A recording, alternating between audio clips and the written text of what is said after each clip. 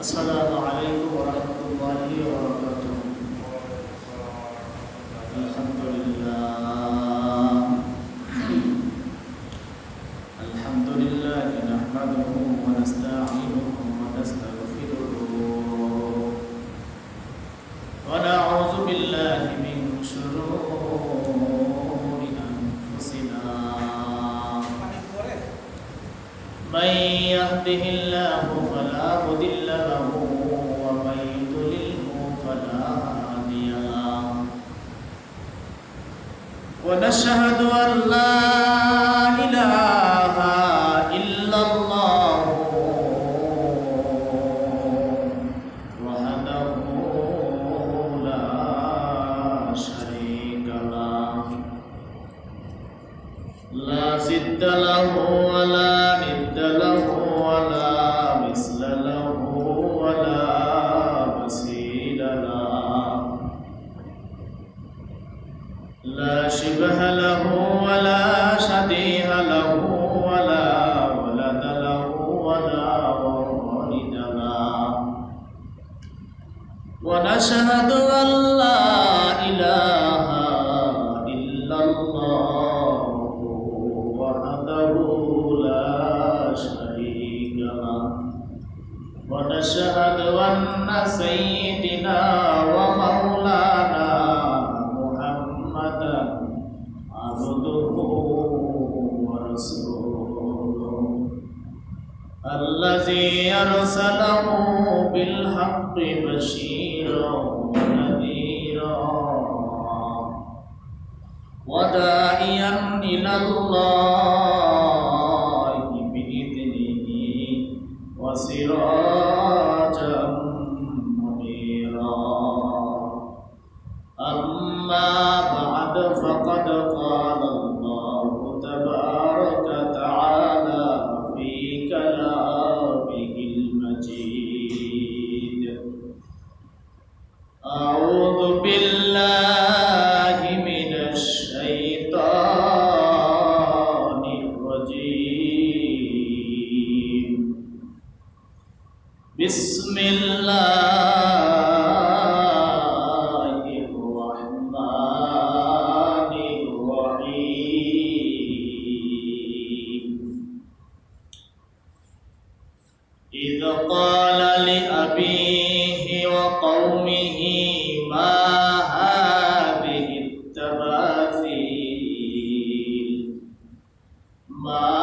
هذه التماثيل التي أنتم لها عاكفون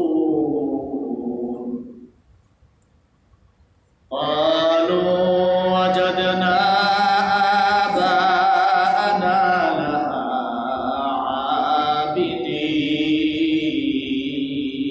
عابدين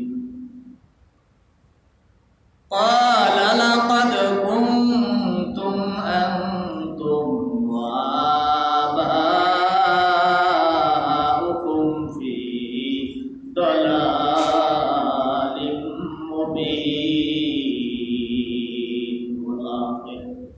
صدق الله مولانا العظيم وصدق رسوله النبي الكريم ونحن على ذلك من الشاهدين والشاكرين والذاكرين والحمد لله رب العالمين.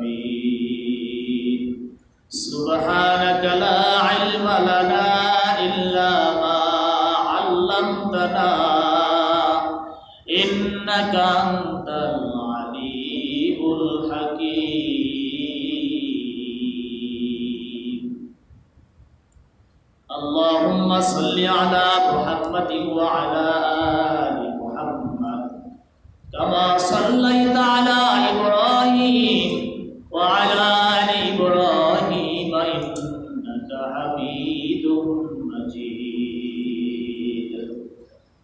اللهم بارك على محمد وعلى آل محمد كما باركت على إبراهيم وعلى آل إبراهيم إنك حميد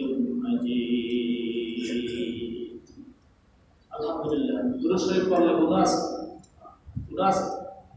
একবার কোনো বান্দা যদি নবীকে ভালোবেসে মুহাব্বত করে দুরূদ শরীফ পাঠ করে, আল্লাহ রাব্বুল আলামিন সাথে সাথে তার উপর 10টা রহমত নাযিল করেন। সুবহানাল্লাহ।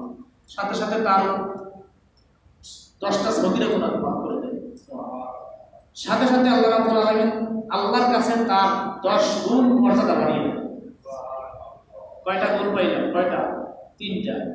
এক নম্বরে 10টা সগীরা গুনাহ মাফ করে দেন, 10টা রহমত নাযিল করে দেন, এবং আল্লাহ রাব্বুল আলামিন সাথে আপনার আমার জন্য 10টা মর্যাদা বুলন্দ করে দেন। আপনার জন্য 10টা মর্যাদা সম্পূর্ণ। যেমন করে মর্যাদা বুঝেন, কথা হলো দুনিয়ার জমিনে যখন কোনো মানুষ ইলেকশনে দাঁড়ায়, একটু মেম্বার যখন হইতে হয় তখন একটু তার মর্যাদা বাড়ে না? সে গ্রামে একজন প্রথমবার দাঁড়াইছে সৎ ব্যক্তি, তিনি ইলেকশনে জিতে গেছে, মেম্বার হয়েছে, একটু তার একটু সবাই মেম্বার সাহেব করে ডাকা শুরু করলো। আস্তে আস্তে যখন 2 একবার ইলেকশন করার পরে, 2 একবার দেশ চালানোর পরে এরপরে চিন্তা করলো এখন আমার মেম্বারিতে মানায় না, আমি একটু চেয়ারম্যানে দাঁড়াবো। চেয়ারম্যানে দাঁড়ানোর পরেও যখন দেখলো না সে চেয়ারম্যান হয়ে গেল, তখন আর একটু মান পারে না? তাহলে এই কয়টা দাম হইল? 2টা দাম হইল না? এরপরে যদি চিন্তা করে যে না আমি তো এই ইউনিয়নের চেয়ারম্যান থাকবো না, আমাকে উপজেলা চেয়ারম্যানে চাইতে হবে, পারে না? আছে না নাই? বহুত মানুষ আছে যে মেম্বার থেকে উপজেলা চেয়ারম্যান থেকে এরপরে আপনার দেশে আপনার জেলাতে পিএমপি, থানাতে পিএমপি, আছে না? আছে। অহরহ মানুষ হয়ে থাকে, যদি তার দক্ষতা থাকে হয়ে যায়। তো এভাবে করে যে আল্লাহ রাব্বুল আলামিন 10টা মর্যাদা আপনার আমার জন্য, একবার যদি কোনো বান্দা দুরূদ শরীফ পাঠ করে তাহলে এভাবে করে 10টা মর্যাদা আল্লাহ রাব্বুল আলামিন আপনার আমার জন্য বৃদ্ধি করে দেন। সুবহানাল্লাহ বলেন। এই জন্য দুরূদ শরীফ হাঁটতে বসতে, উঠতে বসতে, চলতে ফিরতে সব সময়ের জন্য মুখের ভিতরে রাখবেন সাল্লাল্লাহু আলাইহি ওয়াসাল্লাম। এতটুকু এটা একটা দুরূদ শরীফ। আপনি বড় দুরূদ পারলেন না, দুরূদ ইব্রাহিম নামাজের ভিতরে যে আমরা দুরূদটা পাঠ করি, এটা আপনি পারলেন না পড়তে, সবসময় না মনেও চায় না, বা অনেক সময় হয়ও না, কিন্তু সাল্লাল্লাহু আলাইহি ওয়াসাল্লাম এতটুকু তো সব। এটা একটা দুরূদ নবীর প্রতি, এটাই একটা দুরূদ। যদি আমি হাঁটতেছি এদিক ওদিক তাকাইলাম না, খেয়াল করলাম না, কোনো খেয়ালে আমার দিকে অন্য কোনো খেয়াল রাখলাম না, শুধু পড়তে থাকলাম মনে মনে সাল্লাল্লাহু আলাইহি ওয়াসাল্লাম, সাল্লাল্লাহু আলাইহি ওয়াসাল্লাম, সাল্লাল্লাহু আলাইহি ওয়াসাল্লাম। সব আছে না নাই? গুনাহ মাফ হয় না? হয় না? একবার বললেন 10টা সগীরা গুনাহ মাফ, 2বার বললেন 20টা। তাহলে এভাবে যদি আপনি দৈনিক 100 বার করতে পারেন, তাহলে 100 গুণ 10,000 আপনার হয়ে যায় না? তাহলে আল্লাহ রাব্বুল আলামিন আপনাকে আমাকে যদি এরকম তৌফিক দান করেন, যদি একটু ফিকির করেন, ইসলামটা কিন্তু একেবারে সহজ করে দিয়েছে আল্লাহ। যে ইসলাম এমন কায়দা করছে যে বান্দার যেন কখনো কষ্ট না হয়। ইসলাম আল্লাহ মানুষকে কখনো, বান্দাদেরকে কখনো ঠেকায় না। আপনি নামাজ দাঁড়িয়ে পড়তে পারবেন না, আপনি বসে পড়েন, বসতে পারবেন না, শুয়ে পড়েন, আপনাকে কখনো ঠেকায় নাই। মহিলাদেরকে আল্লাহ রাব্বুল আলামিন বলছে, মহিলাদের প্রতি মাসে একটা সমস্যা হয়, তাদের বলছে শুধু তোমাদের পড়া লাগবে না, মাফ তোমাদের জন্য। 3 দিন 5 দিন 7 দিন মহিলাদের জন্য আল্লাহ মাফ করে দিয়েছে। মহিলাদের জন্য রোজা আল্লাহ রাব্বুল আলামিন মাফ করে দিয়েছে। তাহলে আল্লাহ তো বান্দার জন্য কখনো বান্দার অপকারী কোনো কাজ করে না, উপকার ছাড়া। যেভাবে বান্দা ভালো হয়, ইবাদত যেভাবে তো ভালো করতে পারে বান্দা, সেভাবে আল্লাহ রাব্বুল আলামিন তাকে সুযোগ দান করেন, এবং কাউকে ঠেকান না। ইসলাম কাউকে কখনো বাধা নিষেধ করে না, ইসলাম কাউকে ঠেকিয়ে রাখে নাই, রাখবেও না ইনশাআল্লাহ। তো আমি এখন আপনাদের সম্মুখে যে আলোচনা আয়াত তেলাওয়াত করছি সে থেকে কিছু কথা বলবো। আমা তৌফিক ইল্লা বিল্লাহ। কথা বাড়াবো না। আল্লাহ রাব্বুল আলামিন পবিত্র কালামের ভিতরে 114খানা সূরা নাযিল করছেন, নাকি? 114খানা সূরার ভিতরে আমি আপনাদের সম্মুখে 21 নম্বর সূরা, সূরাতুল আল আম্বিয়া। কি আম্বিয়া? আম্বিয়া হলো নবীয়তের বহু বছর, আম্বিয়া নবীদের বহু বছর। 1 বছর হইল আন্নবী 1 বছর, আর আম্বিয়া হলো বহু বছর। মানে আম্বিয়া বোঝায় সকল নবীদেরকে, আল্লাহ রাব্বুল আলামিন সকল নবীদেরকে উদ্দেশ্য করে একটা সূরা নাযিল করছেন। সেই সূরাটার নাম কি? আল আম্বিয়া, মানে নবী আলাইহিস সালাতু ওয়াস সালাম। যারা নবী তাদেরকে উদ্দেশ্য করে আল্লাহ রাব্বুল আলামিন এই সূরাটা ইন্ডিকেট করে আল্লাহ কোরআনের ভিতরে নাযিল করেছে। সুবহানাল্লাহ, সমস্ত নবীদেরকে উদ্দেশ্য করে। তো সেই সূরার কত নম্বর আয়াত? 51 নম্বর আয়াত থেকে আপনি তেলাওয়াত করেছেন। 51 নম্বর আয়াতে আল্লাহ রাব্বুল আলামিন বলছেন, 51 নম্বর আয়াত থেকে 70 নম্বর আয়াত পর্যন্ত একটা ঘটনা নাযিল করছে। একটা ঘটনা একজন নবীর জন্য। সে ঘটনাটা আপনারা সকলেই জানেন, তারপর আমি একটু রিপিট করতেছি। সে ঘটনাটা আমি বলবো, আপনারা উত্তর দিবেন। দেখবো আপনারা মুসলিম জাতির পিতাকে জোরে বলেন। মুসলিম জাতির পিতাকে ইব্রাহিম খলিলুল্লাহ। তাহলে ঘটনাটা কার? ইব্রাহিম খলিলুল্লাহ। ঘটনাটা কার? ইব্রাহিম খলিলুল্লাহ। বাল্যকাল থেকে আল্লাহ রাব্বুল আলামিন তাকে কিভাবে গঠন করছেন, তাকে কিভাবে পরীক্ষা করছেন। সে তার পরীক্ষা শুরু থেকেই ইব্রাহিমকে যতটা পরীক্ষা দিয়েছে, অনেক নবীকে এতগুলো পরীক্ষা আল্লাহ রাব্বুল আলামিন দেন নাই। এই যে আমরা কুরবানি আদায় করলাম, সেই কুরবানির তো ইব্রাহিম আলাইহিস সালাতু ওয়াস সালাম। ইব্রাহিম যে নবী হয়েছেন, এটা এমনি এমনি নবী হয় নাই। তাকে হাজার পরীক্ষা দিয়া তারপরে নবুয়তি লাভ করতে হয়েছে। তো সেই ইব্রাহিম নবীর 51 নম্বর আয়াত থেকে 70 নম্বর আয়াত পর্যন্ত ধারাবাহিক আলোচনা। ধারাবাহিক, তাই কিন্তু অন্য কোনো আলোচনা ঢুকায় নাই আল্লাহ রাব্বুল আলামিন। 51 নম্বর আয়াত থেকে 70 নম্বর, প্রায় 20টা আয়াত ইব্রাহিমের জন্য আলোচনা করছেন। কি আলোচনা করছেন আমরা আয়াতের দিকে লক্ষ্য করি। বিসমিল্লাহির রহমানির রহিম। যতদূর পারি, যে কয়টা আয়াত পড়তে পারি নির্দিষ্ট টাইমের ভিতরে। আল্লাহ রাব্বুল আলামিন বলেন, বিসমিল্লাহির রহমানির রহিম। إذ قال لأبيه وقومه ما هذه التماثيل التي أنتم لها عاكفون। الله أكبر। আল্লাহ রাব্বুল আলামিন বলেন, إذ قال لأبيه। হযরত ইব্রাহিম আলাইহিস সালাতু ওয়াস সালামকে বলেন আল্লাহ, আমাদের নবীকে হযরত মুহাম্মদ সাল্লাল্লাহু আলাইহি ওয়াসাল্লামকে ডেকে বলে, হে আমার উম্মত, হে আমার নবী, হে আমার দোস্ত, আপনি পিছনের কথা পাবেন কই? আপনাকে একটু জানাইয়ে দেই, কারণ আপনি তো আলিমুল গায়ব না, আপনি তো পিছনের খবর জানেন না। আল্লাহ রাসূল কি জানে পিছনের খবর? জানে? আল্লাহ রাব্বুল আলামিন নবীকে যতটুকু জানাইছেন ততটুকুই তিনি জানছেন। এর বাহিরে একটা হরফ আল্লাহ রাসূল জানতেন না। ঠিক না? ঠিক। আল্লাহ বলতেছে, হে নবী, আমি আপনাকে আমার পূর্বের নবী হযরতে ইব্রাহিম আলাইহিস সালাতু ওয়াস সালাম, আপনার জাতির পিতা, আপনারও পিতা, আমাদের নবীরও পিতা, আপনার পিতা ইব্রাহিম আলাইহিস সালাতু ওয়াস সালামের কিছু ঘটনা আমি আপনাকে শুনাইয়ে দিতেছি কোরআনের মাধ্যমে।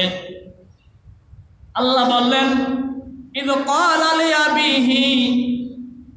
ইব্রাহিম আলাইহিস সালাতু ওয়াস সালাম তার বাবাকে বললেন, হে আমার বাবা। কে বলছে? ইব্রাহিম আলাইহিস সালাতু ওয়াস সালাম তার বাবাকে বললেন, হে আমার বাবা। বয়স তখন 8 থেকে 10 বছর। কত বছর? 8 থেকে 10 বছর, অথবা 10 থেকে 12 বছর। মুফাসসিরিন বলছেন এভাবে, মানে একটা তরুণ, যুবক হয় নাই, শিশু বলা যায়, তরুণ। তিনি আল্লাহকে এবং তার বাবাকে বললেন, ইয ক্বালা লিআবিহি, হে আমার বাবা, ওয়া কওমিহি, এবং আমার গোত্র, আমার বংশের ভিতরে যারা আছে, চাচা, দাদা, নানা, আত্মীয় স্বজন, বংশের ভিতরে যারা আছে, পাড়া প্রতিবেশী যারা আছে, তাদেরকে বললেন, ওয়া কওমিহি, হে আমার গোত্র সম্প্রদায়, মা হাযিহি তামাসিলুল্লাতী আনতুম লাহা আকিফুন। তোমরা যে এই মূর্তিগুলোকে বানাইছো, এগুলো কি? এই যে একটা মূর্তি বানাইলা মাটি দ্বারা, এগুলো কিসের জন্য বানানো হয়েছে? আমার একটু বলো, কেন তোমরা বানাইলা? কি বলছে? ইব্রাহিম আলাইহিস সালাম তার বাবাকে আজর ছিল একজন পৌত্তলিক, মূর্তি বানাইয়া বানাইয়া এরপরে বাজারে নিয়ে বিক্রি করত, ব্যবসা করত, পৌত্তলিক বলা হয়। তিনি মূর্তি বানাইতো, ছোট্ট ছোট্ট মূর্তি বানাইতো, বড় বড় মূর্তি বানাইতো, কান্দে করিয়া নিয়া বাজারে নিয়ে মূর্তিগুলোকে বিক্রি করত। ওই মূর্তিগুলোকে আবার অন্য গোত্রের লোকেরা কিনে নিয়ে তাদের ওই আপনার মন্দিরের ভিতরে ঢুকাইতো। নাউজুবিল্লাহ। সেই ব্যবসাটা করত আজর। দেখেন তাহলে আজরের ঘরে ইব্রাহিম নবী, সুবহানাল্লাহ।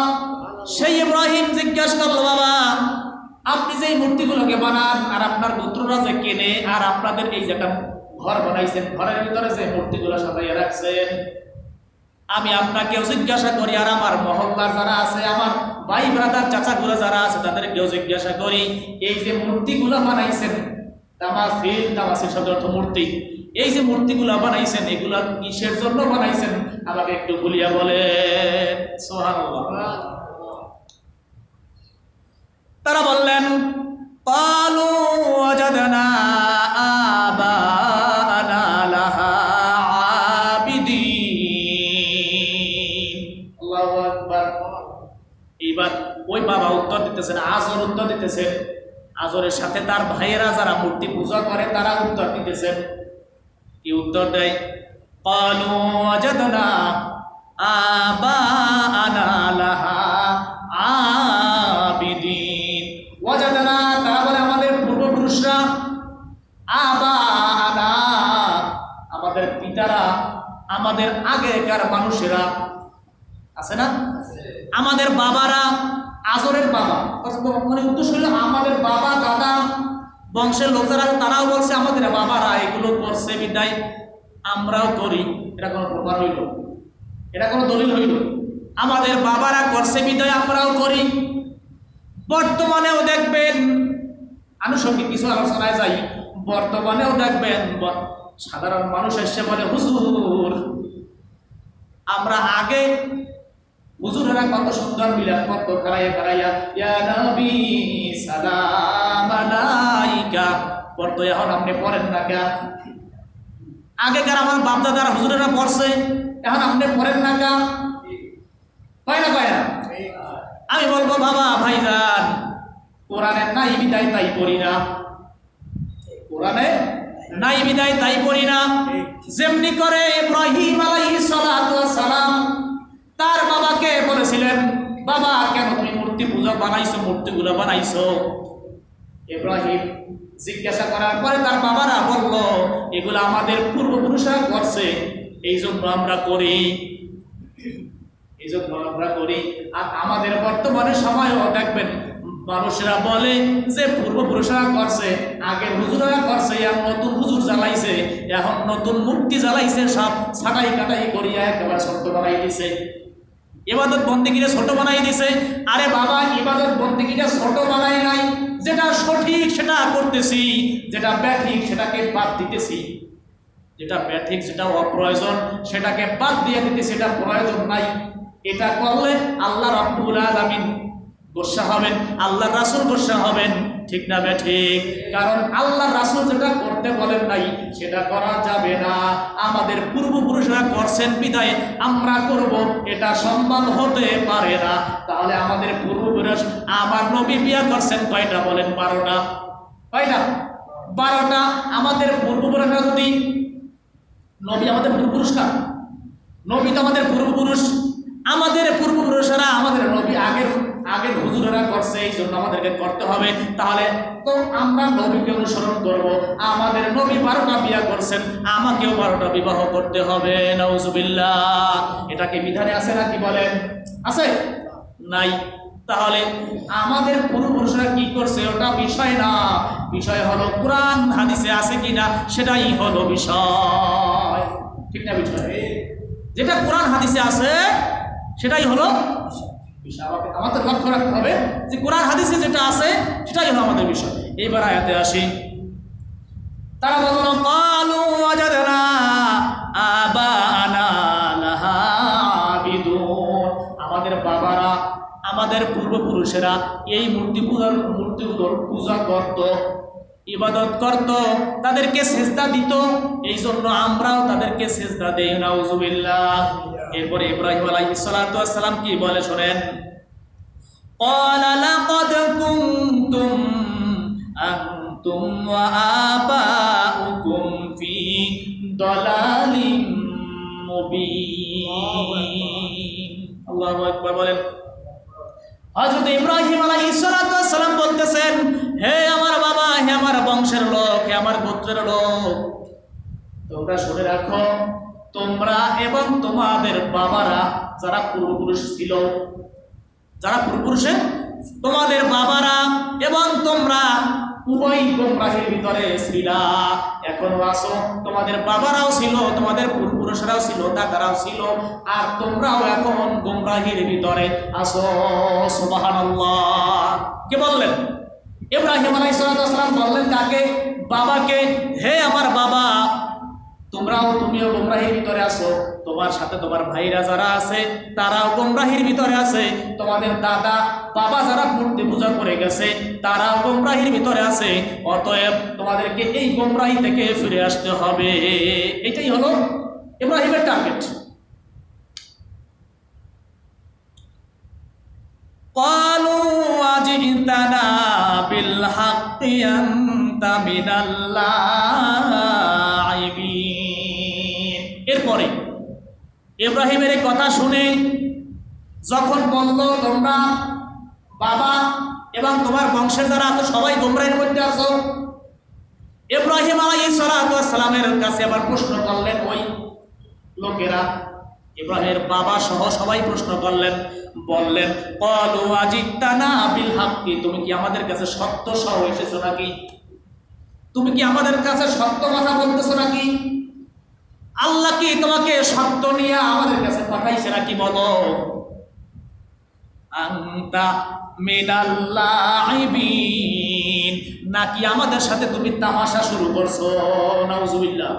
কি বলছে? সামনে আসেন, সামনে আসেন, এই সামনে থেকে পূর্ণ করেন।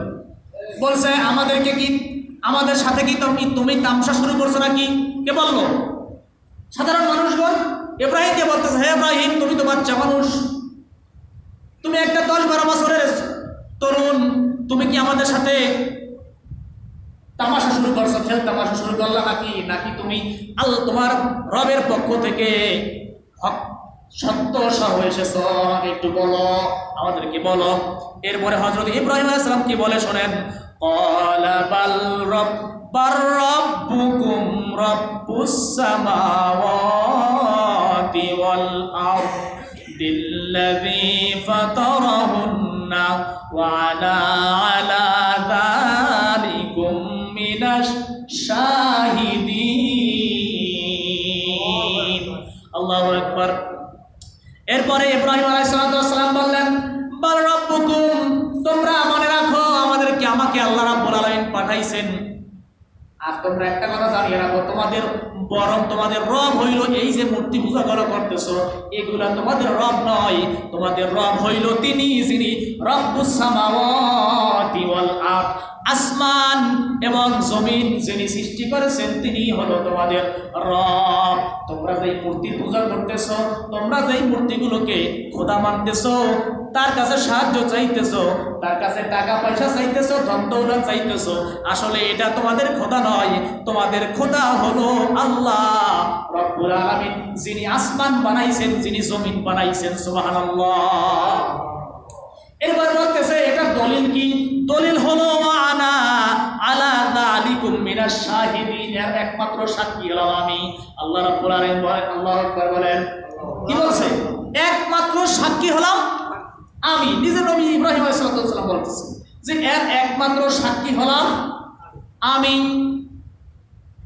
আমি সাক্ষ্য দিতেছি যে আসমানের মালিক আল্লাহ, জমিনের মালিক আল্লাহ, তোমাদেরকে সৃষ্টিও করেছেন আল্লাহ, তোমাদেরকে এই দুনিয়া থেকে নিয়েও যাইবেন আল্লাহ, তোমাদেরকে খাওয়ান আল্লাহ, পড়ান আল্লাহ, রিজিক দেন আল্লাহ।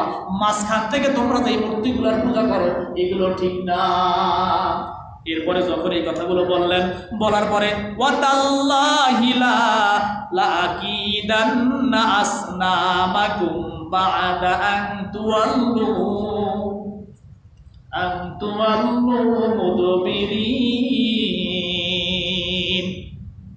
এরপরে অনেক আলোচনা মাঝখান থেকে রয়ে গেছে। এই আলোচনা হইল, অনেক কথা বলার পরে, অনেক সাথে তাদের সাথে তর্ক বিতর্ক করার পরে এক পর্যায়ে ইহুদিদের একটা অনুষ্ঠান হয়েছে, তার বাবাদের আজরের এবং আজরের বংশে যারা পৌত্তলিক যারা ছিল তাদের একটা অনুষ্ঠান আছে না আমাদের এখনো বড় অনুষ্ঠান গির্জা হয়েছে, আপনার হিন্দুরা করে কালী পূজা, আরো জানি কি কি পূজা আছে না, সরস্বতী পূজা, আরো ধরনের কত ধরনের পূজা আছে। সেই পূজা একটা বড় একটা অনুষ্ঠান, বড় একটা মেলা। এখন তারা ইব্রাহিমকে বলতেছে আমরা একটা মেলায় যাব, তুমি কি? ইব্রাহিমকে তার বাবা বলতেছে চলো আমরা মেলায় যাব।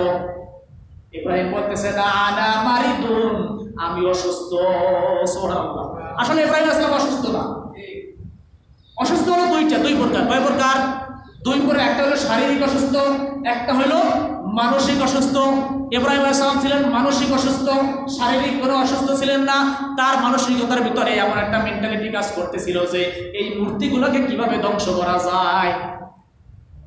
কোন ফাঁকে, আমি তো যুব, আমি তো তরুণ একটা ছেলে, আমি তো তাদের সাথে জোরে পারবো না, তাহলে আমাকে গোপনতা অবলম্বন করতে হবে। তাহলে আমি গোপনে কেমনে কি করব? তাহলে আমি যেহেতু আমাকে আজকে বাবা মূর্তি পূজার জন্য নিয়ে যাইতে চাইতেছে, আর গ্রামের সবাই ওই মেলায় যাইবে মূর্তি পূজা করার জন্য, কেউ থাকবে না, এই ফাঁকে আমি কাজটা সেরে ফেলাইব। এই জন্য তিনি বললেন আনা মারিদুন, আমি অসুস্থ বাবা, আমি যেতে পারবো না, তোমরা চলিয়া যাও। আজরকে যখন এই কথা বললো, তা আজরও চলে গেল, তার বংশের দ্বারা সবাই তাকে বাড়িতে রেখে সবাই মেলায় চলে গেল। এক পর্যায়ে হযরত ইব্রাহিম আলাইহিস সালাম কাদের ভিতরে একখান বিশাল একখান কুঠার কাঁধে ঝুলাইয়া নিলেন, নিয়ে আস্তে আস্তে আস্তে আস্তে ওই মন্দিরের ভিতরে যাইয়া ঢুকলেন। ঢুকিয়া ছোট্ট থেকে শুরু করে যতগুলো আছে দেব দেবী, যত মা কালিমা দলিমা পূজা মা, যত রকমের মা আছে, যত রকমের বাবা আছে, যত রকমের পশু প্রাণী আছে, সবগুলোকে ভেঙ্গে চুরে তছনছ করে একেবারে যে বড় লিডার যে তার কাঁধের ভিতরে কুড়াল খান বাঁধাইয়া থইয়া সুন্দর করে চলে আইছে বাড়িতে। সুবহানাল্লাহ। এখন আলোচনা শেষ, এরপরে আলোচনা আজকে আর করা যাবে না। এখন আমি কথাটা বললাম কেন? মূর্তি ভাঙার দায়িত্ব নবী নিয়েছেন। কে নিয়েছেন? নবী নিয়েছেন।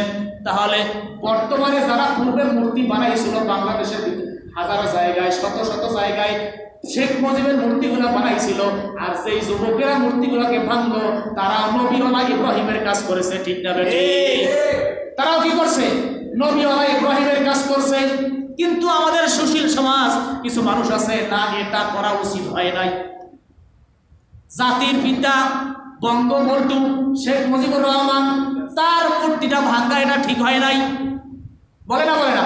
আসলে এটাতে বঙ্গবন্ধুর কোনো অপমান হয় নাই, কারণ এটাতে অপমান হয়েছে মূর্তি ভাঙার, মূর্তির অপমান করা হয়েছে, কোনো বঙ্গবন্ধুকে অপমান করা হয় নাই। কেন? আপনি মুসলিম বিশ্বের ভিতরে 90% দেশের ভিতরে মুসলমান, সেই জায়গায় আপনি আপনার বাবা একজন মুসলমান, আপনার বাবাকে দেশের ভিতরে একজন জনক হিসেবে বানাইছেন, দেশের একজন শ্রেষ্ঠ নায়ক হিসেবে বানাইছেন, তার একটা মূর্তি কেন? শত শত মূর্তি আপনি কোটি কোটি টাকা দিয়া বানাইয়া সেইগুলোর টাকাগুলো অপচয় করছেন এবং আপনার বাবাকে আল্লাহর সাথে বিরোধিতা করে দাঁড়া করাই দিয়েছেন। ঠিক? আল্লাহ যে জায়গায় বলছে, নবী যে জায়গায় ভাঙছে, আল্লাহ বলছেন, আল্লাহ নবীকে বলছেন, হযরত ইব্রাহিম আলাইহিস সালামকে অর্ডার করেছেন যে তুমি ভাঙো, আমি তোমাকে সুযোগ দিয়ে দিলাম।